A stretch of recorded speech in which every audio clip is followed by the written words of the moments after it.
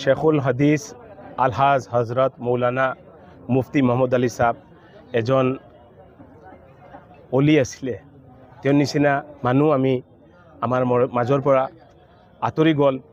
আমি এটা নক্ষত্ৰ সৰি গ'ল। তেওঁ অকল মোৰ লগত সম্পৰ্ক নাছিলে, আজি 15 বছৰ তেওঁৰ মোৰ সম্পৰ্ক আছিলে। তেওঁ হোজাই বড় মছজিদত এতেকাফ কৰিছিল। মৰহুম মোৰ শ্বশুৰ হাজী শামছুল ইছলাম ডাঙৰী চাহাবে মোক চিনাকি কৰি দিছিলে। প্ৰত্যেকবাৰ ৰমজানত তেওঁৰ লগত মোৰ দেখা হয় আৰু ইয়াতকৈ বেছি তেওঁৰ গুণ আছিলে। মানুহক যেতিয়া দেখা পায় তেওঁ হাঁহি কথা পাতে। 52 বছৰ আমাৰ জয়নগৰ মাদ্ৰাছাত তেওঁ শেখুল হাদিস আছিলে, মুফতি আছিলে। তেওঁৰ সমাজত যি অৱদান আছে বা যি তেওঁ সমাজৰ কাৰণে কৰিছে আমি কেতিয়াও পূৰণ কৰিব নোৱাৰিম। এনে এজন মানুহ আমাৰ পৰা গুচি গ'ল আৰু যোৱা বুধবাৰেও তেওঁ মাদ্ৰাছাত গৈ ছাত্ৰসকলক পঢ়াইছে। গতিকে আমি তেওঁৰ কাৰণে সকলোৱে দোৱা কৰিম। আৰু 52 বছৰ তেওঁ আমাৰ জয়নগৰ মাদ্ৰাছা সেৱা কৰিছে। লগতে তেওঁ জমিয়তৰ সভাপতি আছিলে। মৌলানা মুস্তাকান প্ৰসাদৰ যোনটো জমিয়ত আছে তাৰ সভাপতিও আছিলে।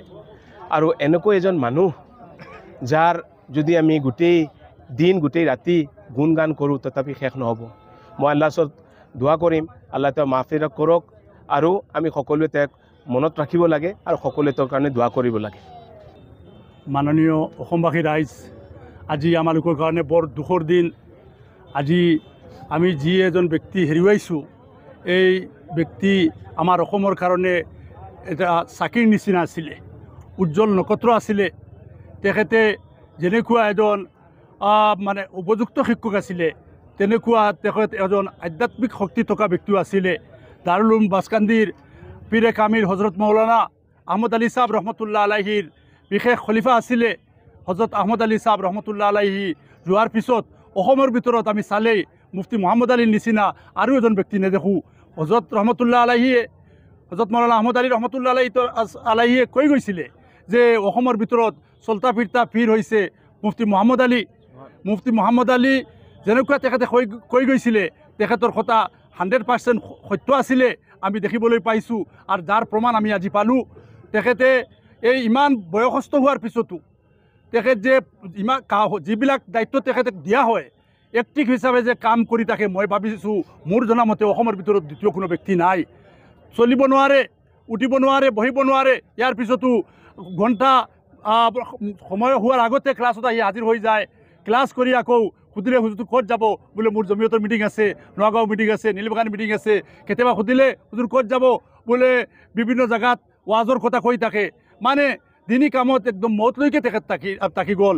আমি মানে যোৱা বুধবাৰে তেখেতে নিয়মিত হিচাপে বহাৰী শ্বৰীফ পঢ়াইছে, পূৰা ঘণ্টা পঢ়াইছে। পঢ়োৱাৰ পিছত কৈছে, মোক নিজে কৈছে আমাৰ শিক্ষকসকলৰ লগতো আমাৰ হাঁহি মুখে বিদায় লৈছে আৰু কৈছে মই আজি ঘৰলৈ গৈ আছোঁ, কালি ইনশাল্লাহ আহি চবক পঢ়াম। কিন্তু বৃহস্পতিবাৰে আল্লাহৰ হুকুম নহ'ল। তেখেতক আল্লাহ পাক পৰৱৰ্তী আলমে তেখেতক সজাই কুদৰত লৈ ল'লে। তো মোৰ ক'বলগীয়া একো নাই। আজি তেখেতৰ জানাজাত যিমান মানুহ হৈছে, হাজাৰ হাজাৰ মানুহ, এই মানুহবিলাকৰ অহাৰ দ্বাৰা বুজা গৈছে ইমান গৰমত যে মানুহখিনি আহি ইয়াত জমা হৈছে।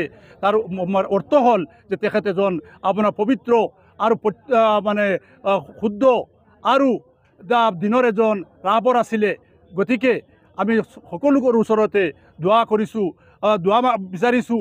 আমাৰ মাদ্ৰাছাৰ তৰফৰ পৰা, মাদ্ৰাছা কমিটিৰ তৰফৰ পৰা, ছাত্ৰসকলৰ তৰফৰ পৰা, আমাৰ এতদঞ্চলৰ ৰাইজৰ পৰা, গোটেই অসমবাসীৰ ওচৰত আমি দোৱা বিচাৰিছোঁ যে হুজুৰৰ কাৰণে চবে দোৱা কৰে আৰু যিসকল আহিব পৰা নাই তেখেতসকল